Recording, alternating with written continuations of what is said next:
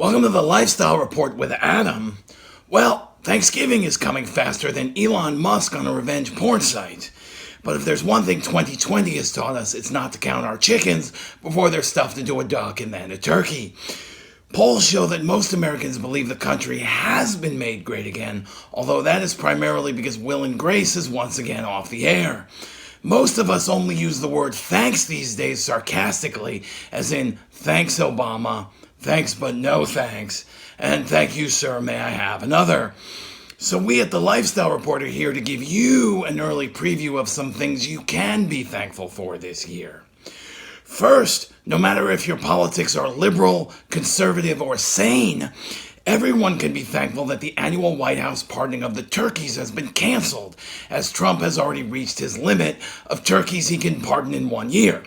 The President and Mrs. Trump instead will reenact the first Thanksgiving with a visit to the Aquina Native American Casino in Massachusetts, where they will give all the residents COVID-infected quilts and steal their land.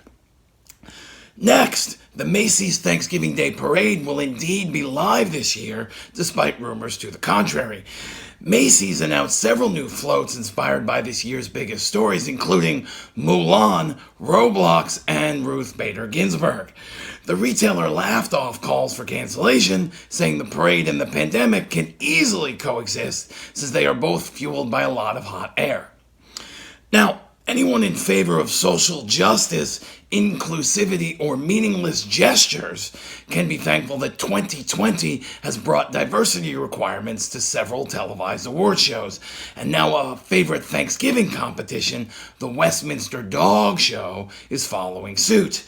Beginning this year, organizers will ensure 30% of all contestants are pets of underrepresented groups, including Latinx, LGBTQ, and Asian. In a further attempt to attract more diverse audience, several categories have been added, such as barking in the middle of the night, slobbering on an elevator, and eating an entire bag of corn nuts. Best Buy, the nation's leading seller of electronics and stuff you don't want to go to Rite Aid for, has announced that they will remain closed on Thanksgiving and the following morning. While they don't think this means the end of Black Friday, let's not forget what happened the last time one of America's biggest retailers was left alone for the night.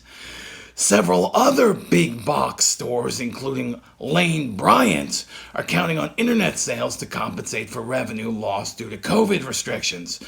Costco has reported huge traffic on their HVAC page, mostly fans, and while that hasn't led to an uptick in sales, they are inspired by the subscriptions purchased for their seafood page, Prawn Hub.